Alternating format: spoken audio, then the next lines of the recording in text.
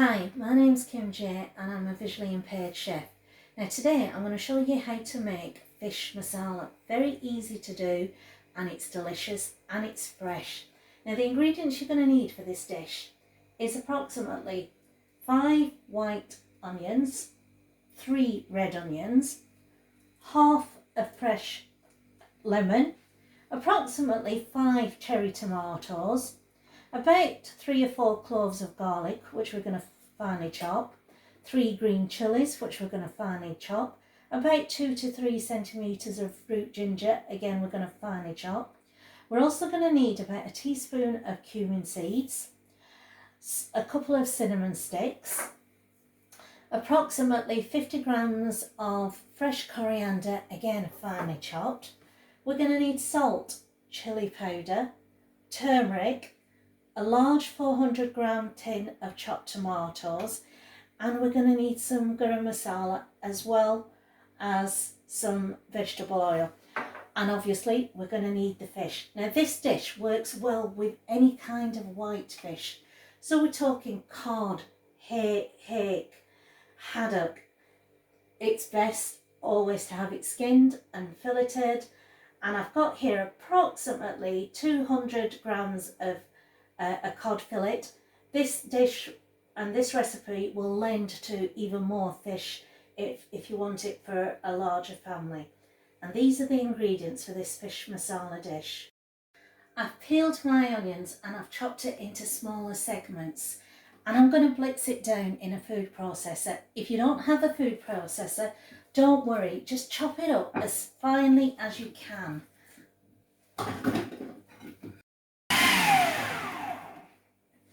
The onions have been blitzed down and I'm now going to go on to the next step. On the hob I've got a large wok, or you can have a large saucepan, and I've put into there 4 tablespoons of oil, and I'm just going to let that oil heat up, and as soon as I can slightly hear it sizzle, I'm going to add in about a teaspoon of the cumin seeds,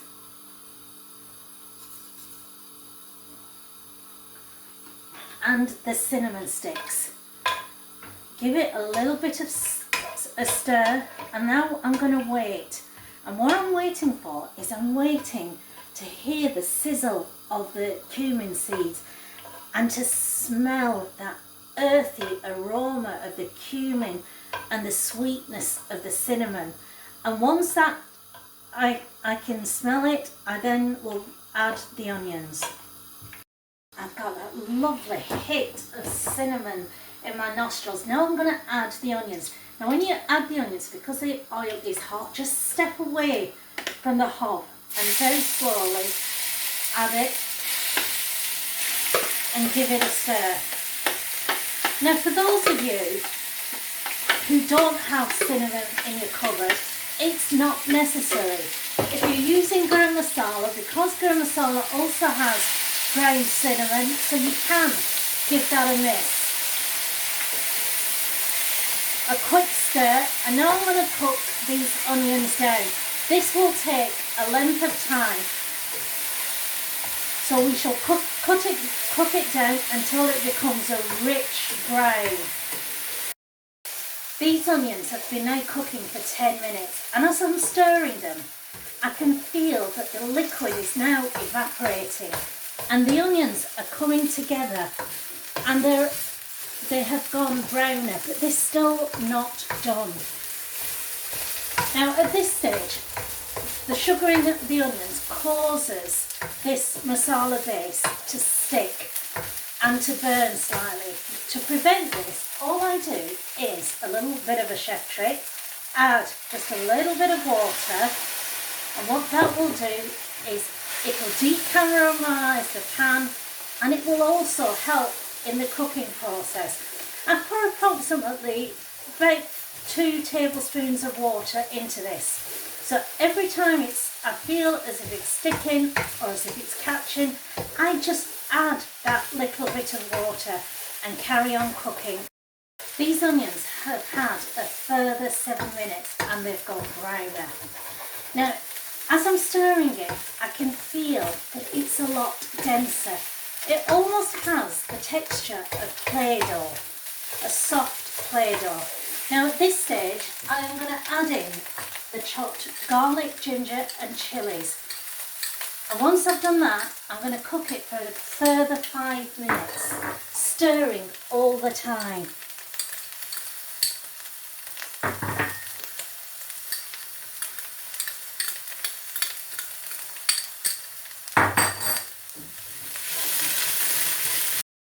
I've cooked these onions with the garlic, ginger and chillies for 5 minutes and I can feel the texture of it changing.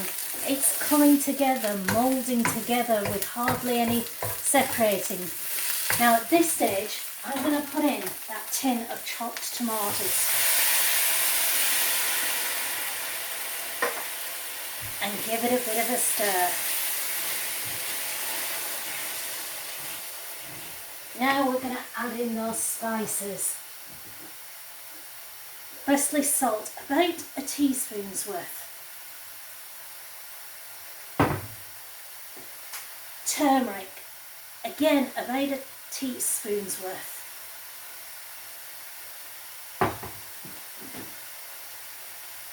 Chilli powder. Now this one's up to taste, obviously, anything from half a teaspoon to however hot you like it. That goes in. And now I'm going to add about a quarter teaspoon of garam masala, a handful of the coriander, not all of it, just a handful. I'd say about a third, and then I'm going to give it a stir. And now I'm going to cook this for another 10 to 12 minutes to let those spices infuse and the flavours just flood through that masala base. And I know this takes a length of time, and if you're anything like me, you can prepare this in advance. I quite often make large batches of these masalas and freeze them. So it's just an easy enough job just to pull it out of the freezer whenever you want it. And quite often when you make a dish like this, you have some masala left over. Don't waste it, put it in the freezer for another time. This masala has now had approximately 10 to 12 minutes more cooking. And again, as I'm stirring, it almost has that same texture of Play-Doh, plasticine coming together. Now at this stage, I'm going to switch the hob on and I'm going to put another third of fresh coriander into the masala and give it a stir. And I'm going to allow this masala to cool before I start adding the fish.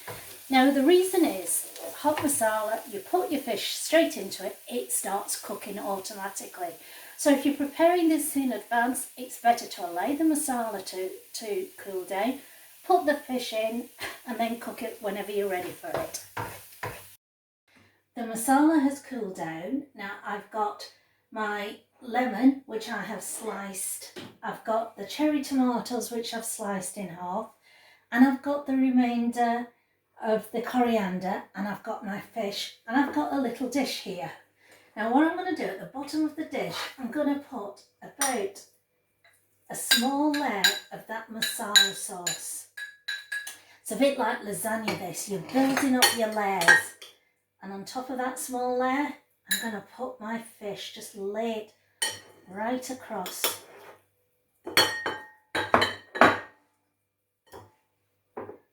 And then again, another layer of masala on top.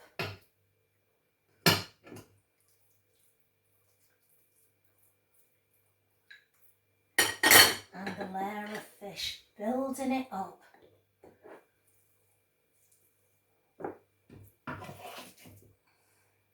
And finally, the masala at top. Make sure the masala covers all of that fish. And it's already, you can smell the spices and the tomato and the fish just merging and infusing. Now we've done that, I'm going to top and garnish this dish up with the tomatoes. Just dot the tomatoes over the top with the slices of lemon. And finally, that sprinkle of coriander. Cover the dish of fish masala with foil paper, and I'm going to put it into the oven at 180 degrees for at least 35 to 40 minutes. The fish masala has come out of the oven and it is nice and crisp at the top. And when you eat this, it is amazing. What you'll get is the spices just rolling over your tongue and those little pockets of juice where the tomatoes are. Extremely tasty. How would I serve it? With naan, with chapatis, with some salad. Absolutely perfect and well worth trying. Now you have a recipe for a great dish. But when you're in the kitchen, there are certain safety guides and rules that you should adhere to and which keeps you safe. Now, one of the things that I do before I start cooking is I make sure that I've got shoes on that are sturdy with good grips. I make sure that there's nothing on the floor that I can trip over and there are no spillages or liquid or condensation on the floor that makes it a bit of a hazard. Now, before cooking, the first thing that you do, as we all know, is wash our hands thoroughly. And especially when you're dealing with raw meat at every stage, wash your hands thoroughly. It stops cross-contamination. It keeps you and your family safe. When you're using the oven and the hob, know your oven and hob really well. Now, I use tactile markings so that I know exactly what temperature to put the oven on and what setting, so that I've not put the grill on when I should be putting the oven on. Now, with the hob, whenever you're sort of putting anything on the hob, make sure the handle is not sticking out. Now, I like to keep the handle at approximately 10 to 12. And the reason for that is it's not near enough to the unit for you to accidentally knock it off. It is not over another hob which may be on, so the handle's getting hot. So this is the safest position. Now, if you're boiling anything, be very, very careful. Don't fill the pan up too much. And if possible, use the boiler alert, which tells you when that liquid is bubbling away and it's hot, and it keeps you safe. If you're not comfortable with the hob and the oven, use the microwave whenever you can. It's a lot safer. And every time you are taking things out of the oven or from the microwave, because remember, plates and dishes get extremely hot in the microwave, use oven gloves. Now, I like to use thermal oven gloves. They're a lot safer. Don't be tempted to use tea towels or anything else. And they literally go to extreme temperatures, so you're very safe with them. Whenever you cut any food in the kitchen, use safe cutting methods. Keep the blade away from your fingers, so set it a couple of millimeters away from your fingers, and that way you're safe all the time. Now, if you're not confident with a knife, you can use appliances like food processors. Make sure you know how they work properly and keep safe. And if you're still not confident, ask somebody else to do it. It is better to be safe than have an injury. If you have any cuts or you cut yourself whilst you're in the kitchen, put a plaster on it. And if you have a burn, run it under cold water. And if it's bad, you seek medical advice straight away. Whenever you cook meat, always ensure that the meat is thoroughly cooked, because you know, raw meat will give you food poisoning. Now, the best optimum temperature to cook meat is between 66 degrees and 73 degrees. Use a food thermometer if you're not too sure. They do have talking food thermometers, which you can get quite easily. And you store the meat as soon as you can. As soon as it's cooled down, store it straight away in the fridge and read the advice on storage on the labels.